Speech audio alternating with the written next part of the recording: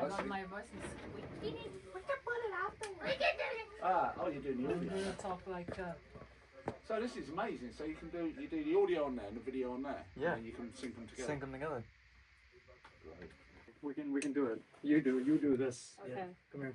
You're the host, isn't it? So it's like that. You have to work too, you know. Ah, the Mature Student Society at Sussex. That's the reason this whole thing is happening. We don't speak for the university, so if there's any problematic shit, that didn't come from us.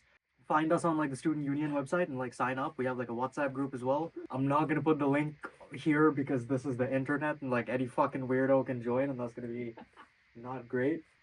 Just say you. Why are you hiding from the camera? Because I'm You're not the co- looking. I'm not in character. The podcast says deep it with on a cassette.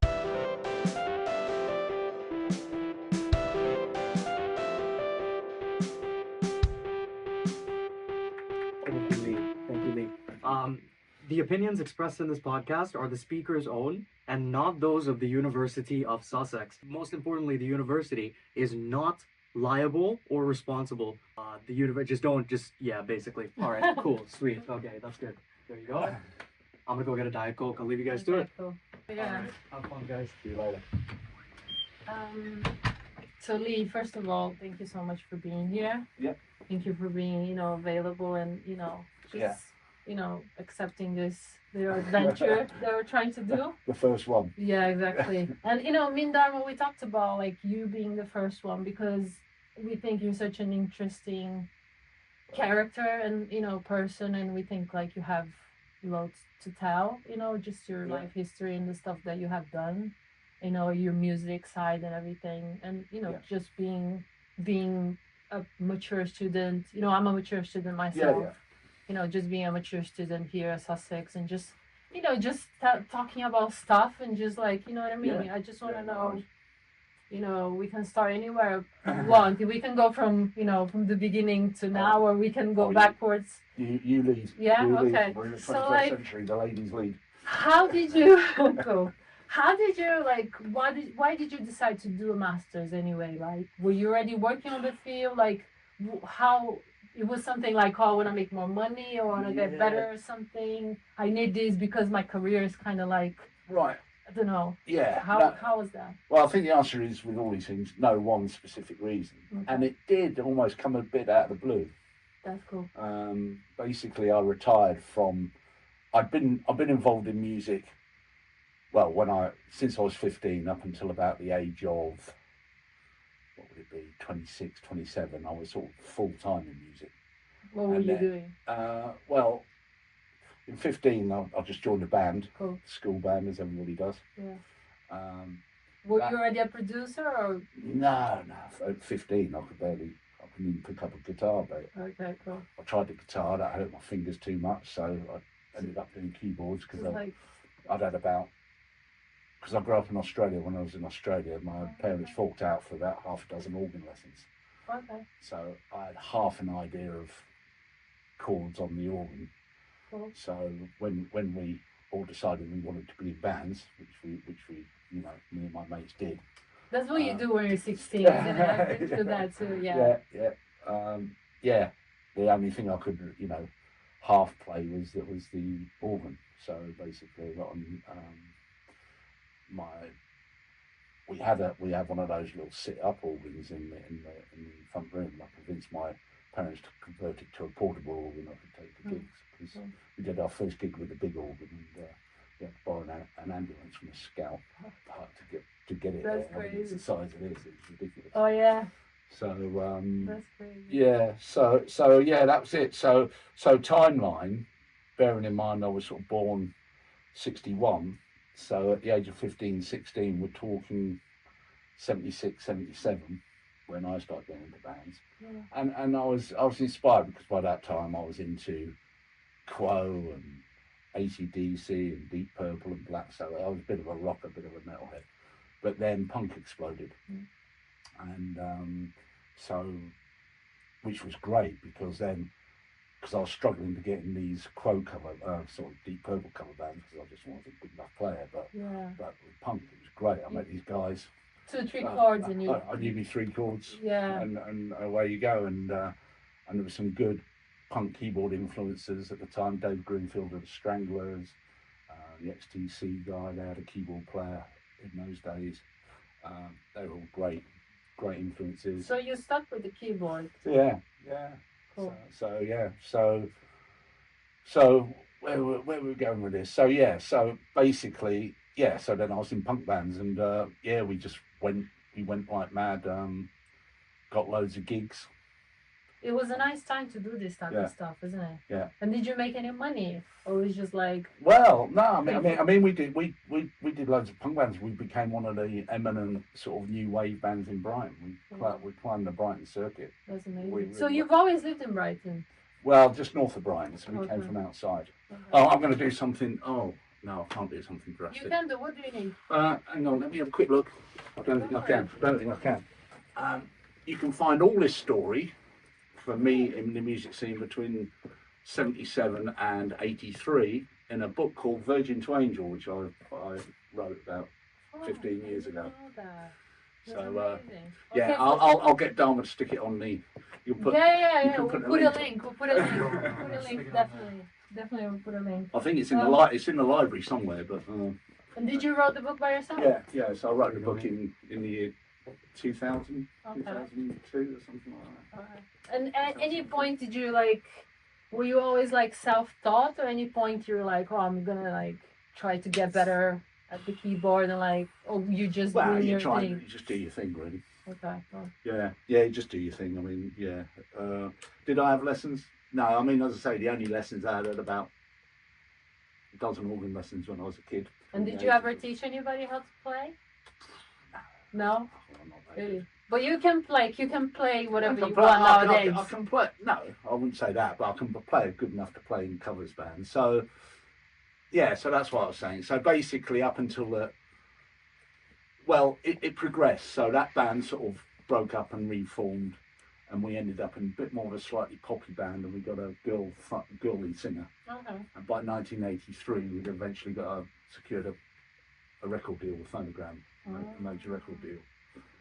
But it was only for 2 singles, and 83 it was like the I would say 83, 84 was the pinnacle of the music scene. That's as good as it got. The release, I think the Band-Aid single was the biggest selling single of all time, and it was that point. So we had the deal at the time. People like Duran Duran were around, and Spandau Ballet, and all those guys, Kim Wilde, Bananarama, Boy George, Culture Club, all that sort of stuff.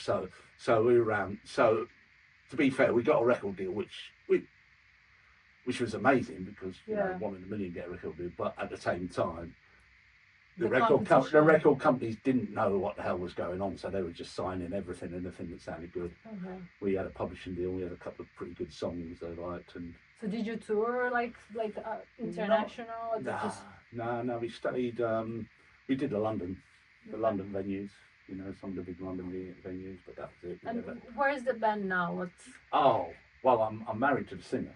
Okay, so that's a successful story then. Yeah, I still know the other guys. Okay, cool. Yeah. But you don't play together anymore. No. 2 of the guys, when the band split up, we decided we wanted to. Me and Bev, the singer, decided we wanted to do a bit more writing and recording. Move into this sort of environment. The other 2 really wanted to stage, so they went and touring around Germany and all that. They formed another band. Okay. And they play in a pretty well-known covers band now. They're gigging all the time. Okay. They just love the stage. But for me, it was never my thing. I wouldn't say I hated the stage. But it was not your main. No, I'm always sort of. I like to think I'm a typical keyboard player. I like to stand in the shadows and do weird things. That's really cool. And how your producer story started?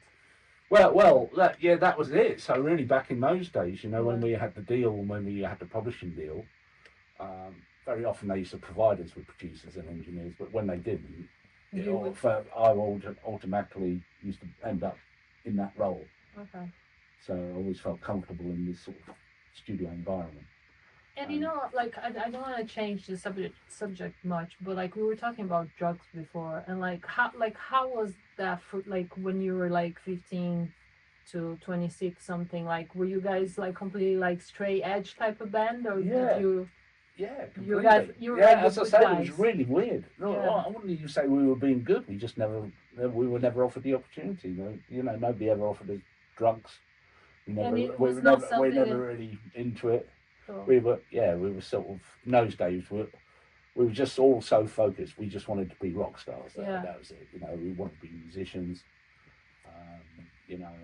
So you always knew? We had no other dreams at that point. Yeah. So you always knew, like you started 15, but like before that, when you were like a kid, you always knew this is what you wanted to do, or was something that came like with teenage years? Well, I think it was teenage years. I mean, I arrived back in the UK from. I'd spent 5 years in Australia. My family emigrated as what they call £10 tourists. Okay. But we came What back. is that?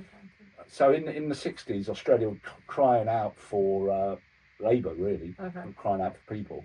So they offered a lot of the English, Canadians, whoever was in the Commonwealth at the time, a passage to Australia for 10 quid.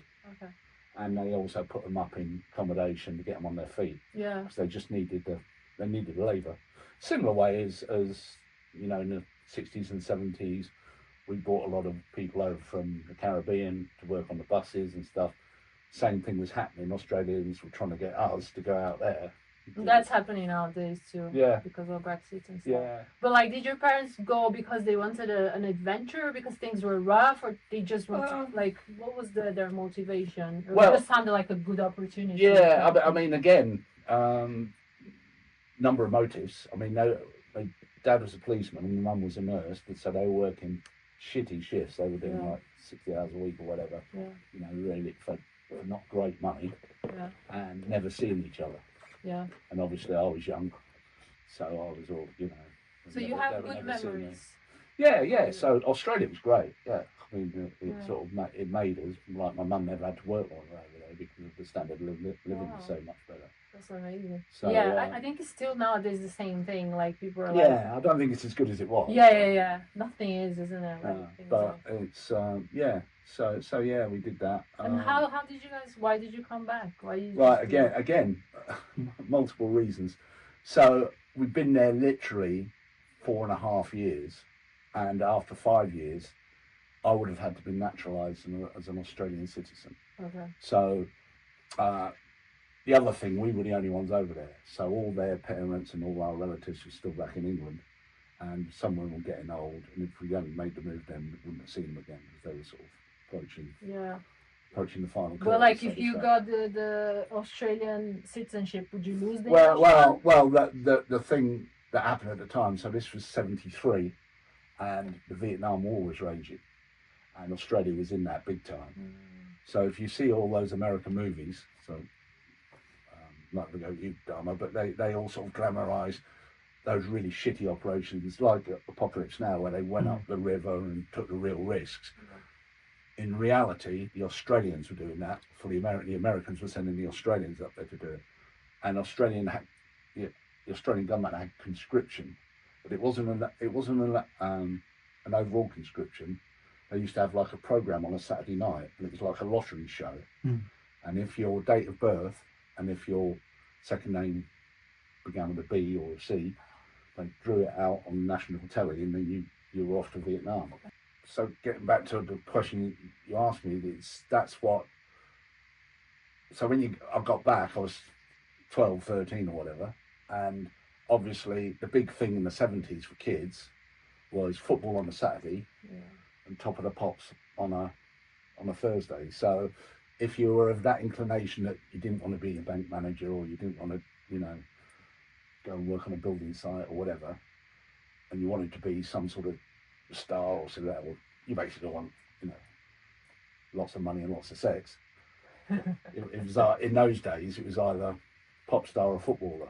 Yeah. And because I'd spent most of the time in Australia, they played rugby over there, not football. Yeah. So so music was the only thing I had a slight inclination. Yeah, slight skill to do, because I'd had 6 organ lessons.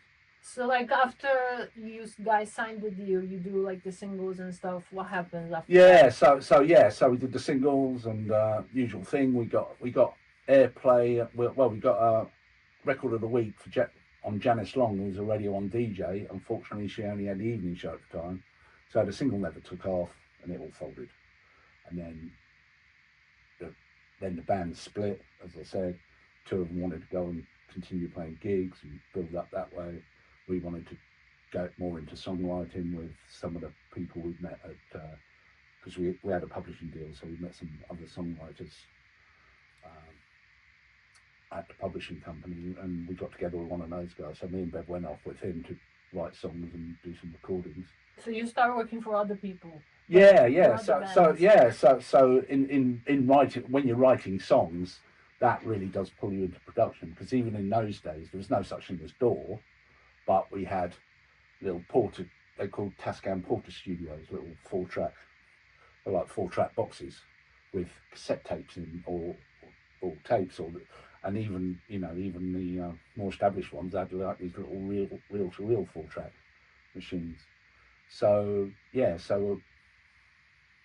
I say, because we made friends who were sort of into the songwriting, we got into that. So I was producing music, but then next thing, obviously, I had to get, by this time I was 21. I was going to, during that whole period, I was going to Brighton Polytechnic and doing an undergrad. Okay. In teaching B.Ed. Alright. B.Ed minor in sociology, and but I blew that totally out of the water because we were getting the deal, and so I was spending all the time up in London in studios and gigs and whatever. Yeah. So it was 21, so I needed to go out and get a job. But I managed to worm my way into the music industry. So I got a job. I went to Yellow Pages, as you did in those days, and see if was there any music companies in Haywards Heath, which I didn't expect there to be one. But there was a publishing company, a music publishing company. I found, so I just knocked on the door, walked in, and it was run by a guy called Len Beadle, God rest his soul, who's a lovely guy who'd been in the business for years. He was the managing director of CBS Publishing at one point, and he wrote, and he was involved in lots of, very good musician, classically trained, but he was very big in the business as well. But he just started out on his own, this little publishing company in Haywards Heath, because that's where he lived. And and he was involved in all sorts of things throughout his career. He was a much older guy, but he wrote the Rupert The Bear theme, for instance. Yeah. He was married to the sister of Stephanie DeSykes, who was like the biggest session vocalist in the 70s. She basically did everything. She did all the pop records, all the adverts. So you really didn't need to go anywhere else. You had everything you needed. I mean, he was struggling, but he brought me in. Basically, he said, I could work for him 1-2 days a week. So I spent half the week working in the bookmakers and half the week working for him.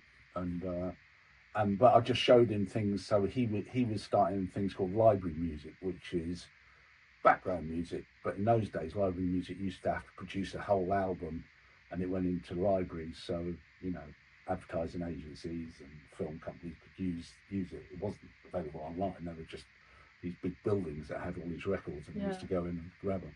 And he started doing that because he used to run a big the first ever library music company, ATV, I think it was, when he was big shot. But he was doing it on his own, and I showed him.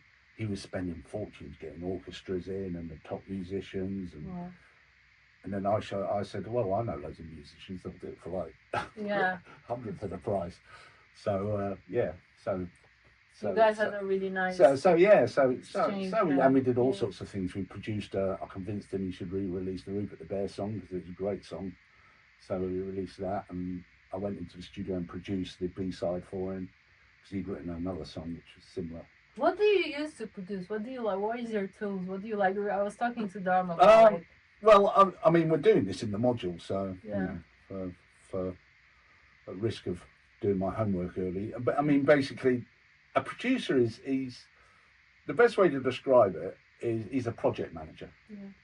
So he's sort of jack of all trades, master of none. He sort of he oversees the whole thing. So he could be good at, people like George Martin. In those days, it was unionised, so he wasn't allowed to touch the desk. They had to have qualified engineers to twiddle the knob, so he never twiddled the knob. He did play on a couple of Beatles tracks, but he never really played. because he was a classically trained musician, but obviously all the art was coming from Lennon McCartney and Harrison or whatever. But he just made sure everybody was in the right place, the right time, and just had an overarching view. As I say, it's sort of a project management view, really. But like you being a guy that you're like a rock guy, what do you think about like you saying about people not being able to touch? What do you think about the music that people are producing nowadays? That is the music that actually plays on the radio and like. I know that people say that some people pay to get their music played. What do you think about the industry in itself, like, especially pop music? Like, what do you think about the music that's being made nowadays? Do you think it was better before, or like, did it get worse, or is it always the same thing? Like, I mean, that's one of the reasons I came to uni to do the thing, because I was locked in a bubble. yeah, And like a lot of people, they listen to the radio now. You listen to mainstream radio, and they're just playing stuff from the 80s and the 90s. yeah, You know, it's so difficult to access what's currently happening. So fortunately, I've met some really great guys here who are really clued into the music industry, who know and just music fans, and they know what's happening, and the stuff's great. Yeah, I mean, some of the pop stuff is wussy, but it always has been. You know, Yeah. some real crap back in my day. You know, but the standard of music is as good, I would say, but it's the way it's distributed to the world. It's the way it's accessed. I mean, people just aren't. As I was saying, when I was younger, there was two big industries. Everybody watched Top of the Pops. Everybody listened to Radio 1. Everybody went to football on a Saturday. And if you wanted to be a star, that was great. So the masses were easily hearing the music. Now it's taken second rate. The football thing is still a dream, but Yeah. being a musician isn't a dream anymore. Anybody can do it. You can Yeah. just buy one of these, get a bit of Logic. I mean, you know as well as anybody, Dharma, and anybody can be a musician. So it's been brought to the masses, you know, in that way, and it's just not.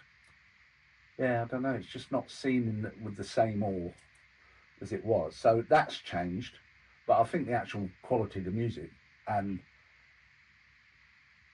one of the things that makes me a producer, I'm very eclectic anyway. I mean, I grew up. My dad was very unmusical. My mum was a bit musical, but we had very little records in the house. So what do you listen to nowadays? everything. Yeah. Yeah. So Where is it? on my way in, I listen to Classic FM, just so I can answer the questions when, you know, the tutor asks questions. No, but I always like classical music because that's all we had in the house in the early days when I was about 8. But everything, yeah, I like to listen to modern stuff. I do experimental stuff. I've got a little record label as well as the production company, and on there is, as a producer, I produced anything from just copying pop songs for people who want covers of 80s type hits, right through to the most experimental, eclectic artists you'll. So you also sign people yourself on Yeah. your label? Yeah. And like after. I signed a Brazilian girl. Really? Yeah. What's her name? Her name's Daniela, in a band called X Blue in London.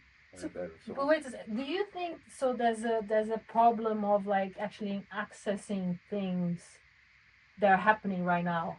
Like even with all the SoundClouds, the Spotify, all these things, you think still it's difficult for people to actually access what is going on? Yeah, it's just different. It's just different. There's no sort of mass market. It's not held in. I don't think music is held in as hallowed regard as it was. Yeah. You know, Yeah, it was like, you know, every youngster, you know, they love pop music and they love, let's say, football or something like that. That was it. That was your way to stardom, and I don't think music's your way to stardom now. Your way to stardom, the closest thing to that is celebrity, podcasting, YouTubing. That's taken over from where just being a musician was, really. I think in a lot of ways. So you think people don't enjoy music as they used to? I don't know. I think they do. I think those who love the music, like all my colleagues and the undergrads and the postgrads are all doing music. They love music. They've got the same passion that I had. Mm-hmm. But I think generally, but they're the hardcore. And I think you know, back in the day, there was still the hardcore guys who were really into it and the fans, but I think there was better access for more people from, you know, non-musicians, just general, you know, the general public to become music fans.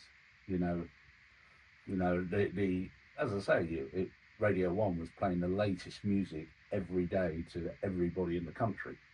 Yeah. Now, They're not. nobody listens to Radio One, so Yeah. all the builders and plumbers are all listening to Radio Two, but they're Yeah. playing 1970s and 1980s hits.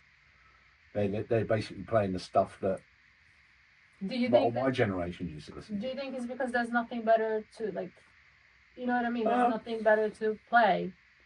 No, I don't know. I just don't think they've. Or maybe there is, but people don't Yeah, there know is, where. but they haven't been. Yeah, Exactly, they yeah, haven't been like you educated. said, It's like, I remember talking to a student, and he said that there's loads of people still that really fans of music, really want to get into listen to all sorts of new music, especially old guys like us. But this student friend of mine, she said that she used to work in a record shop. Used to get guys like me used to go in, and they used to call them the Radio 6 dads. So they used to go in, so Radio 6 obviously plays fairly current music, and as does Radio 1 to a degree. So they go in and they hear something on Radio 6. But from her perspective, they just used to not take the piss out of them, they used to sort of make fun. They used to call them Radio 6 dads because they used to go in, think they knew what was trendy, but it wasn't. So what's making trendy music now, that's one of the reasons I came here. I still don't quite understand it, but obviously people are accessing, and youngsters especially, the Gen Z generation, are accessing music through, you know, podcasts, TikTok, gaming. So how do you promote your stuff? Like from your label, for instance? Or don't do this promoting part? Like I tend not to do that. I mean, I'm producing music purely for the love of the music at the moment. Again, another reason for coming here is to find out if I could learn the skills to get back in the industry, because the industry's completely changed from when I was, you know, in it back in the 80s. So, like, from where this job that you were saying with this guy that you just knocked on his door, and started, like, what did you do after? Like, okay, so he was a little one-man band, and he was struggling a bit because he'd been used to the big, being a MD of CBS. He was used to being the big cheese, so he was struggling being that one-man band. So, but his best mate had just become managing director of a company called Pinnacle Records. Now, Pinnacle, you wouldn't know them, but basically, in terms of record distribution, so you had the majors who all had their own distribution, and distribution in those days meant a fleet of 30 to 50 reps on the road, a warehouse the size of this campus, you know, like miles and miles of warehouse just holding all the records, and the ability to get all the latest records into the shops within a couple of days, or the next day, basically. So that was distribution, but they were the majors. So WA, CBS, EMI, they all had their own big warehouses and their own big sales forces and whatever, and promotional teams and whatever. But at that time, in the 80s, after the punk revolution, there was loads of independent record labels started up. Factory, 4AD, Beggars Banquet, Stiff, you know, the list goes on and on and on. They weren't big enough labels to have their own distribution. They couldn't afford big warehouses and massive sales forces. So a couple of independent distribution companies came up. Rough Trade, everybody knows. That was one. That was the big one. There was a company called PRT, who used to be part of Pi Records. And they used to do sort of the more mainstream stuff. And then there was a company called Pinnacle, and we were actually bigger than Rough Trade. But we used to do all the indie stuff as well. So, for instance, a label like Factory Records, which was all the New Order stuff and the Joy Division stuff, and 4AD, we used to share distribution with Rough Trade. We used to do half the country, they used to do the other half of the country. But yeah, so as a distribution company, we used to sign labels in the same way record companies would sign artists. We would sign labels, and we, you know, our success was to go out and try and get PWL away from WA and come do Yeah. distribution through us, because obviously it increase our sales and Yeah. whatever. So that's so I ended up through this little guy, through one of his mates. I ended up working for them. Firstly, as export sales, just basically being the guy on the road and selling albums. I used to sell into all the export companies who used to export records, which was a big thing in those days. Yeah. That's how Richard Branson made his money, for instance, and that's how our boss at Pinnacle made his money. He had a big export company, and I also used to sell to the export and wholesale. So I used to sell to the wholesalers. I used to sell to a company called Record Merchandisers, who basically had the exclusive access into Woolworths. So they provided all the Woolworths records. I used to sell into another company called Terry Blood, who used to supply into Menzies and Boots. I was telling the other guys. So, but yeah, so and we had some well-known records. For instance, we used to do when Metallica was still on an indie label, still on Music for Nations. We used to distribute Metallica. So I sold the Master of Puppets album into Woolworths and Wow. into Terry Blood. Okay. And then the second half of my time at Pinnacle, they promoted me to label manager. So I wasn't selling to shops anymore. I was or wholesalers. I was selling to going out and trying to find record labels to bring in that we could represent. So I was tapping up people like PWL, because eventually we managed to sign PWL, who had the Kylie Minogue and Jason stuff at the time and all that. And then what happened? Like Yeah. I guess when everything went digital, something Yeah. must have changed. Well, I changed. So basically, it was a heavy job, Yeah. in the music industry. It was a long drive because it was based up in London, and Was your wife? me and the singer working were with thinking you? about no, Okay. because me and my wife, the singer, were thinking about having a family. So Okay. then I decided to take a straight job. Yeah. And ended up working in electronics. But I still had a lot of contacts. So they would ask me, one of the guys at Pinnacle, we'd started a project doing an indie art project. So he asked me to do that. So I was still involved and still had friends who were writing and still had their own studios. So I was still doing projects on the side. So I worked in mainstream industry, electronics industry for 35 years, but I was still on a part-time basis. I was like producing records for my contacts I built up in the music industry. So I was doing producing on a part-time basis, basically. And then you came to And plus, we were Sussex. playing in covers bands and all that stuff. You still do that? No, I gave that. Well, we did our last one last November. I'm trying to do this or that. I physically can't do it these days. I just hate loving it. Oh, it's absolutely shocking. You have to ask somebody I just to hate do it. it. And I always end up being the producer guy. I always end up being the one who has to get the PA sorted, get the gig sorted, get the rehearsal sorted, make sure the drummer's there on time, make It's sure too the much. bloody, yeah. And then how you end up here? So I spent 35 years doing straight job in electronics, mainly in sort of commercial business development side, and retired, and realised when I retired that I just wanted to be my own boss. And when I retired, it was great. Instead of having to go out and buy one of these, which was, I had a couple of mates who had a studio, and they literally mortgaged their grandma's house to get one of these. By the time I retired, it was all on here. Yeah. So I just taught myself to do that during lockdown.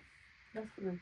For a year, and then decided to do my own little label and do music I wanted to do. It's I think the one of the taglines, you can see it all on the website, and one of the taglines is about sort of bringing undiscovered music to masses. So really just working with mates and friends that I've worked with over the years, and just sort of getting our music out there, because we had loads of stuff that we hadn't released or bothered with, so just get it out there and that's it. But I'm also do a bit of commercial work for because I've still got friends who've got serious record labels, Okay. and they want me to do covers and things. So there's little bit of money in that. But did you had to do an undergrad, or did you just, because you had so much done already, work-wise, you just went straight to the masters? How does, because, How open can I be with the answer to this question? I could be as open as I want. Completely open. As I said, back in 80 to 83, I was a 21-year-old doing my undergrad across the road. Yeah. But that consisted of me recording in the studio all night, getting into the Polytechnic about 10 o'clock in the morning, having a coffee. I was doing primary school children, so I was the only guy on a course of 35 girls. It was a different time of the university, wasn't it? It was a different time. Like now, before they used to pay you to go to university. Now you have to. Yeah, that's right. 10K. They used to pay me. It's Yeah, crazy, it's great. yeah. So, There's a different. So I couldn't go home because my parents would say, "Why weren't you in university today?" So I used to go in at 10 o'clock, have a coffee with the girls, say, "Do you mind going to lectures, taking the notes for me? And by the way, I know one of you lives in Halls of Editors here. Can I have your bed for the day?" So then I used to go and sleep in one of their rooms. They used to take notes. I used to see them at 4. So that was that's how good a student I was. Yeah, I think you did what everybody used to do. Like you're just trying to survive, and do your thing. But the funny thing was, so we literally got a record deal just at the time of the finals, and I've done all the teaching practices, and I done all the coursework. It was a lot of coursework, and they sent me a letter saying, "Yeah, you're on the pass list." So I passed. Most people don't actually like to come to uni, right? You know what I mean? Like, loads of people that I talk to, even like, I talked to somebody, I'm not gonna name names, obviously, but somebody that was like, kind of like mentoring me, and they were like, when I was in uni, I didn't go to any of the lectures at all, because I just didn't like them, because I just felt that I didn't like them. I mean, I liked it when I could get there, but as I say, if I've been in the studio all night, I just used to go. Yeah. Need to go to sleep. You had to sleep at some time, didn't it? So, but yeah. Also, you did your undergrad. You did yeah. So I got a letter did. saying, I got a letter from the Dean of Sussex University saying, "That's me. I'm on the pass list of past graduates or whatever." But then I didn't actually go in for the final exam. So then I got a letter. I've told them all this anyway. 6 months later, said, "Oh, we just realised you didn't do your final, so you're not on the. You didn't pass." Why you didn't go? You just. I think because I was. I think we had a recording session. We had the major record deal at the time, so I was just busy doing that. But obviously, so when I applied for a master's, I was very open with that. But because I'd obviously spent 35, 40 years in music, either full time or part time. You could go straight to a PhD with everything, like. Well, I wouldn't say PhD. PhD's a bit. You think? I don't know. Well, no, you have to love essays. I haven't written a proper essay. I mean, in the sense that you literally taught yourself how to do, everything. So the first essay I wrote was like 6 weeks ago for the first time. I think writing essays is a little bit overrated. It's not that much of a. But anyway, that's for another. Yeah. So how is Sussex treating you? Like. Wait, before we go to this question, do you guys want to take a little break? I love a break. I need a break.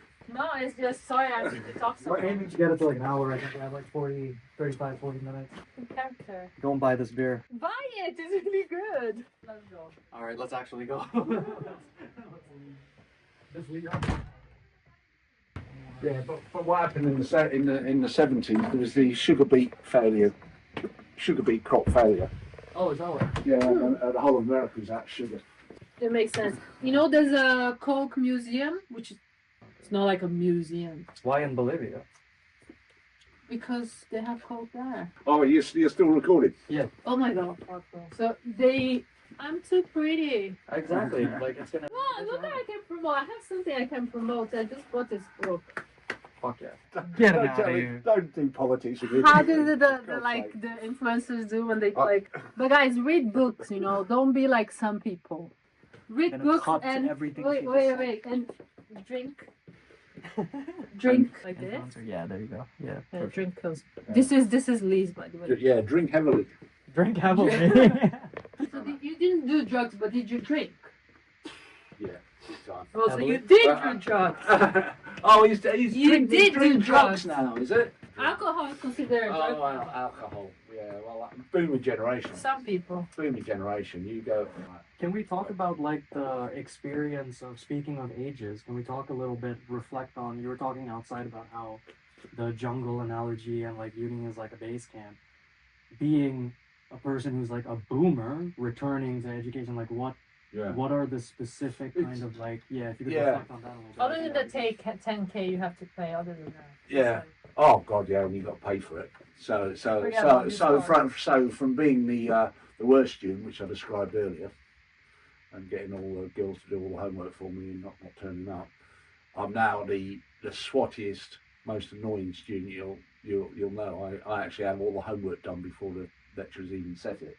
And it really pisses off the young undergrads, but there you go.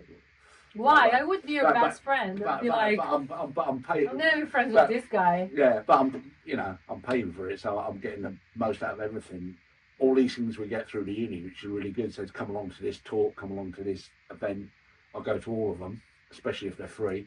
Like we got to go to the opera for 10 quid. That's amazing. You can't get an opera ticket for less than about 180 quid these days. I know. I was looking at that because I really enjoy classical music, It's but like fantastic. not necessarily opera. Opera, I don't like to say that because people are gonna think I'm stupid. But like opera is not my thing. But I really enjoy like my thing, really. yeah, they're gonna like, let's say they're gonna play like the nine, the one that plays on Clockwork.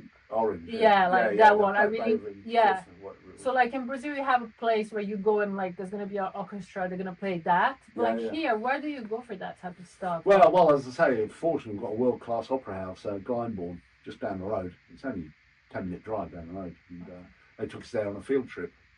I went there with the music. The music department's great. It's just so good. Yeah. The people are fantastic. The facilities are fantastic.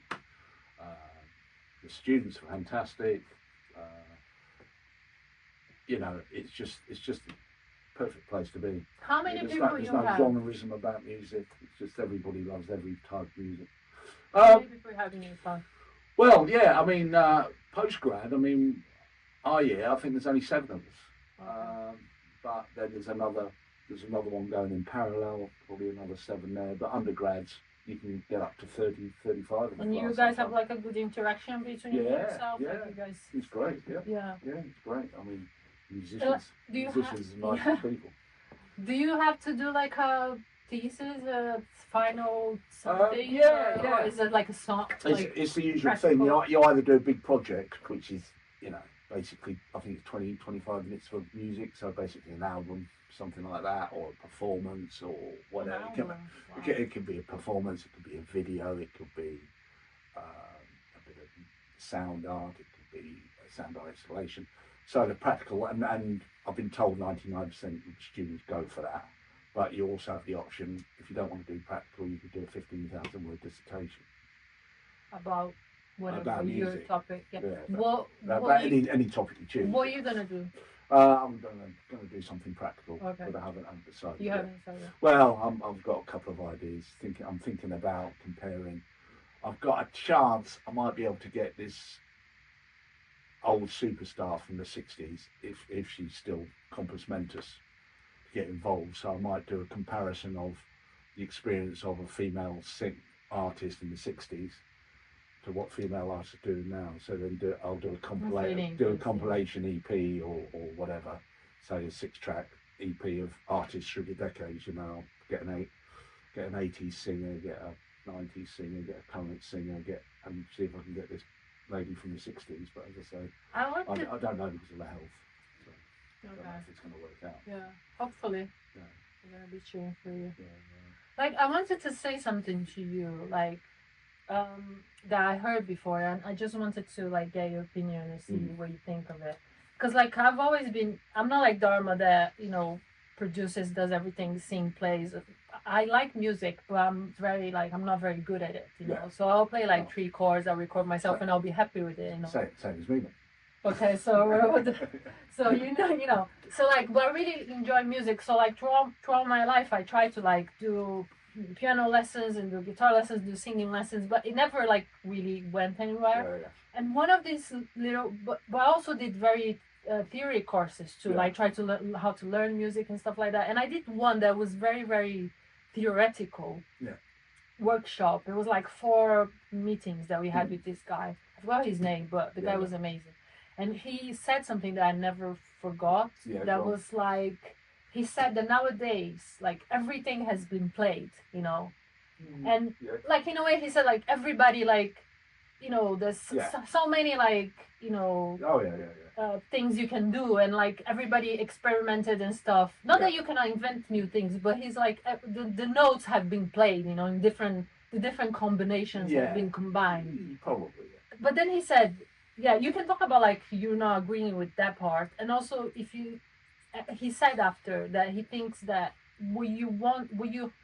the only way you can like innovate nowadays is if you create a different listening experience instead of like doing something that's very different in terms of the music itself. And that stuck with me because like I come from the theater, I'm an actress, Yeah. so like it's really what's amazing for me like about acting is that people are actually listening to you, which is very difficult nowadays because we talk like even me, like I have a difficulty of listening, like we're always like talking on to other people's, it's just like so crazy to actually like pay attention to what people are saying and stuff. And like I don't know, that really made me think because people don't actually like stop to listen. Like who listens to a whole album nowadays? People listen to one single and then so it's so different. So like this thing that he said to me, like, oh, you have to create a listening experience. What do you like? What do you think? Do you think that's something that what would you call a listening experience? Like, would you? Yeah. Do you think that's something, or it's I'd approach from a different thing really. I'm not so much into listening. I think everybody, every human, has a big artistic potential. Yeah. It's within the brain. It's getting those emotions and those potentials out. One easy way of doing it is music. Other ways of doing it is acting. And I think everybody in the world is unique. So in that way, not everything has been done because every time there's a new human being with a new artistic perspective and a new set of experiences or whatever, they can contribute something unique to the world. Then once it's out there, once you've done it, you put it out because you want to say something. You feel pissed off about, I don't know, the bus being late or whatever, and get your song out. And then for the listener, it's a totally different experience. Yeah.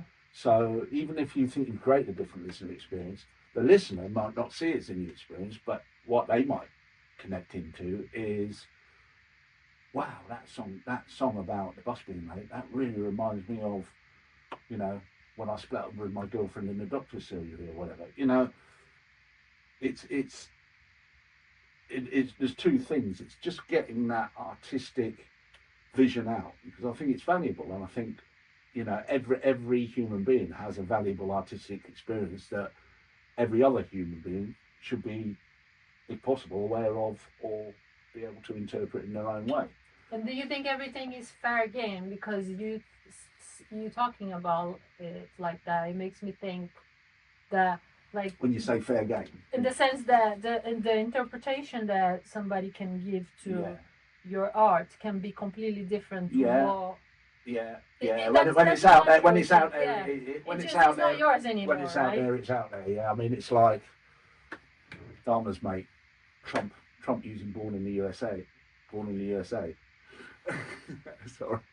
Okay, if I knew that, maybe I would have come here today. But you know why I'm saying that? Because I can promote somebody. I have this really. It's like David Cameron's favourite single is "Eating Rifles" by the Jam. You know why I'm saying that? Because I understand that. I understand what you're saying, and I feel it. Yeah. And I feel it in my heart. I'm just saying that. Do you think artists have a responsibility in what they put out there? And also another thing okay. Only to themselves. Wait, let me just finish the question. I have a second part to this question. That's good answer though.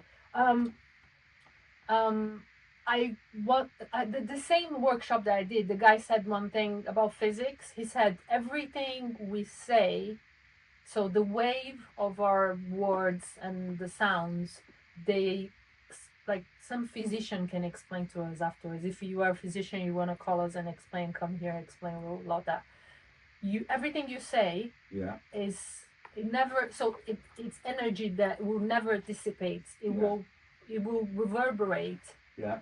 forever. So you Yeah. have to be very careful with what you say. I'm just talking the physics of it. We can connect to the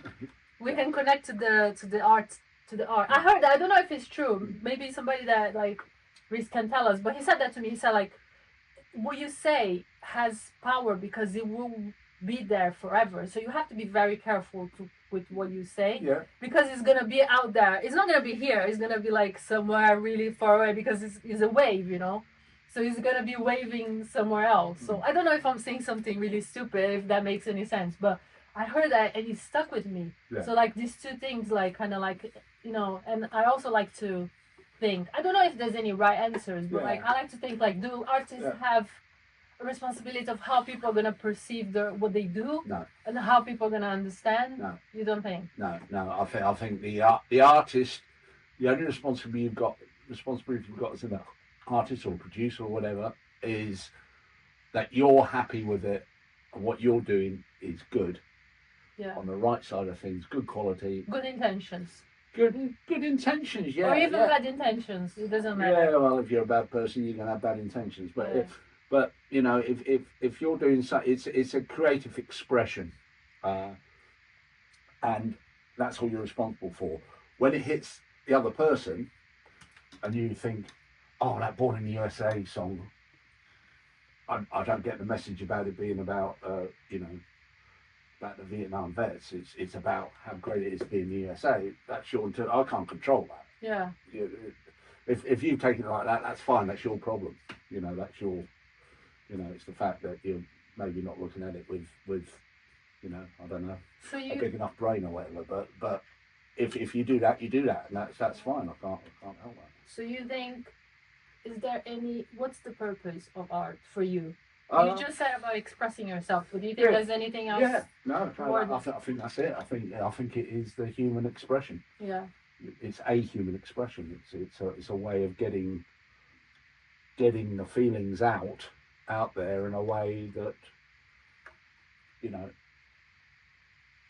initially and essentially is you need to do that. Yeah. It's like when I got back to it. So when I retired and I started doing the music production, I wrote my own album of instrumental stuff, and it flowed out of me because it'd been pent up for like 15 years or whatever. So it flowed out to me. And the same when I wrote the book. That just flowed out of me. I just had a traumatic experience. My house had burnt down and I had cancer and blah, blah, blah. And then I wrote this book. And, you know, I wrote the book within the whole book within like 3 months. And I've never written anything before or since, really. And, you know, and I think I think as a human being, as an artistic human being, you owe it to yourself to get that artistic expression out. If anybody wants to listen to it, if 1 million people want to listen to it, great. One person wants to listen to it and says it's crap, then great. I mean, that's what it is. You haven't wrote an essay, but you wrote a book. So like, you do need to write any essays. You wrote a book. Yeah, but as one of the tutors told me, he says, "Oh, but it's a memoir. It's not academic writing, is it?" But he doesn't know. He's talking about. Can I just ask you one last question? I don't know if are we in the end or? We can do another like 15 minutes maybe. Yeah, let's do another 15. Okay. Yeah. Okay, so I'll answer the question. Yeah, I want to. Do you think? Okay, so it's a very direct question. In your opinion, does art imitates life or life imitates art? Do you know what I think? I can tell you what I think if it helps you. Shall I answer that with one quick glib answer? Yeah, of course. I think life is art and art is life. Okay, you got me there. Like, now I have nothing to say because I had like this whole speech and you just. All right, go on then. No, you just broke me. I don't know what to say anymore because, like, that's I never thought about it that way. I don't think there's any imitation involved. Do you think there's no division? There's no. I think they're part of each other. Can we just like, if you want to, because we talked a lot about like, professional stuff. Can we talk about like you more on a personal level, like, Yeah. or you don't want to do that? Yeah, Because yeah, like yeah, yeah. What do you want to know? I want to know like about you, who are you, like Lee, outside of being a musician. I know it's a great part of you being a musician and Yeah. everything that you did. Yeah. But I think, and we talk about how making art is expressing yourself. Yeah, But yeah, like, yeah. who is that person that is expressing all of this stuff? Like, who are you? What do you like to do? Like, what is your passions? Other, of course, music. But like, what, like, Yeah. like, who are you? Yeah, No. Google. Yeah, that's a question, isn't it? I mean, I'm as clueless as anybody else. I just,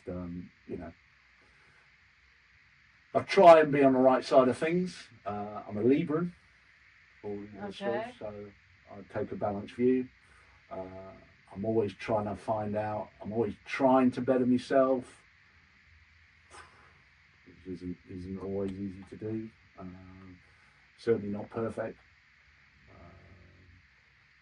I like to think I'm basically on the right side of things. Yeah. And yeah, in my best self, I love people.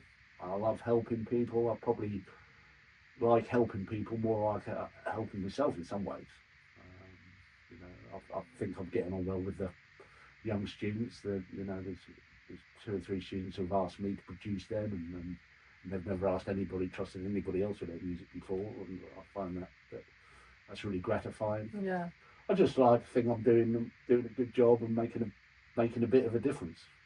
But in this world, even just a small difference is worth making. And when you leave Sussex, are you kind of dreading it a little bit already? No. I'm not dreading it. I've got a decision to make whether I'm going to let myself be dragged back into the commercial world.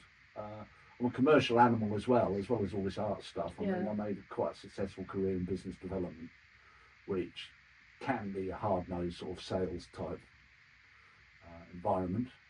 But I struggled with it for a long time. It was quite hard, especially being a musician. And there were times in my life where friends and my wife have said, "Oh, look, you're just not doing enough creativeness." And in the last, I worked for a company for the last sort of 10 years. I worked for only 3 companies over like 35 years. The last 7 to 10 years, I worked for a company. I was really successful, and the reason I was really successful is because I brought my artistic skills to it. I viewed it much more from a creative layer rather than just doing the job and going out and doing the routine tasks. Yeah. I looked at it from a I looked at it like a producer. I looked at it as a long-term project and thought, right, I need this in place, I need that in place, and we need this and these people, and we need to do that then and that then. And it was that project management stuff. So I love all that. And as I say, it worked for the last 7 years of my working life. The first 20 years was a struggle and pain in the ass. I've had my challenges. I've had dark times. I turned my back on music for 2 years. Told it fuck off. I thought it'd ruin my life. Basically, just turned on, didn't want anything to do it. And then an old friend of mine dragged me back in, and because up until then I've done mainly pop stuff. We've had this little formed from the guys in the indie distribution company with the rough trades of this world. We formed this real weird artistic avant-garde type band, and we released a single that got distributed and we got signed by Cherry Red, and it went out, and it was quite up there at the time. I mean, and a lot of the stuff is quite artistically challenging. Some of the lyrics are very near the knuckle, or some of it's dark, but that comes mainly from the lyrics. It's not from me. I just did the weird dark noises in the background, and and as I say, I had a bit of a time in the middle of my life, sort of early 30s, where I just thought music was just fucking me up. It fucked a lot of my personal life up and whatever. And and then I got dragged kicking and screaming back to redo this experimental band, and we were doing an album. We got money and funding to do an album through Universal and then Cherry Red. So we did an album in the studio, and it just allowed me to just be expressive and creative, and I could just do what I want. And the engineer there, who's he used to be sort of an engineer, producer assistant for ELO, who's quite he said to the rest, because they said, it always gets asked, what do I bring to the shoot? Like, I'm lucky I'm surrounded by brilliant musicians, brilliant guitarists, brilliant vocalists, brilliant, real fantastic musicians, brilliant engineers, brilliant producers. And the question always gets asked, what do I bring to it? Because I'm not brilliant any of this shit. But you look really brilliant to me. But this engineer guy, this experienced engineer, he says, oh, I know what Lee gives. He says he's the most creative person I've ever seen. And it's just, I don't know, it's just that age. So I love to bring that creativity out. Yeah. And yeah, so that turned me around. So by the time I retired, 15 years later, after that point in the mid-90s, or 25 years or whenever it was, I was very comfortable with my creative side. I accepted myself as a creative person, and and in some ways I'd sort of dissed that. Certainly in the early parts of my music career, because I just wanted to be a pop star or a rock star or whatever it was. I don't even know, some sort of weird creative guy. But then, as soon as I embraced that creative side, because now I'm studying things like Brian Eno and guys like Nick Rhodes, who's keyboard playing Duran Duran. And they're so much like me. When I read what they say, I agree with that, absolutely every word. And I'm agree with every word because I've been fans of them. I've only just started reading what they're saying, but they've been saying the same thing I've been saying. Yeah. The same sort of things I've been saying for 30 years. So that's great. So it's sort of, it's affirming. The other nice thing about music, it's affirming what I thought, the good points of what I thought about myself. Yeah. So Sometimes you have to listen from somebody outside of yourself to kind of believe it and say, oh, this is what I am. Yeah. So is that personal enough? Does that give a bit more of an insight that's into amazing. the person? That's amazing. Do you want to finish? I was still gonna. Yeah, go on. Ask about what. No, I just wanted to ask you, do you have any producers that you look up to, nowadays, that you kind of really? Producers, yeah. I mean, yeah, because that's what we do. Well, module is about producers. So Yeah. we've got, and who are the guys that you like? Well, I think the one I really like, for lots of reasons, is Nile Rodgers. Okay. Because he thinks about music like I think about music. He's non-genreistic about it. Because he's produced, obviously, Nile Rodgers, he's produced some of the best disco, dance, black music ever. With all the chic stuff and all that stuff. He obviously did Madonna, so the pop stuff. But he's done David Bowie, the Let's Dance album. He did, and then he worked with a guy who one of my best mates worked with, a guy called Andy Gill in Gang of Four. Andy Gill's sadly not with us anymore, but in Gang of Four I really like, really experimental new wave act. And he worked with them. So as I say, he music is music as far as he's concerned. That's the way I like to view things as well. Music, I don't care if it's I think maybe you should write a new book, as a producer now. What do you think? Yeah, could do. Yeah. But I'll be fed up with writing by the end of the course. Just ask somebody else. I've got to write an essay now. Just dictate for somebody to write it for you. I've got to write a 2,000-word commentary. That's good. Yeah, maybe for the future. Can I field a final question? You said that you felt like music kind of ruined your life at a certain point. Would you be okay to talk about why and what that was? And maybe there's people who go through the same thing and they can learn something from you. Yeah. Yeah. I mean, I haven't read that, so I stopped my book way before that, really.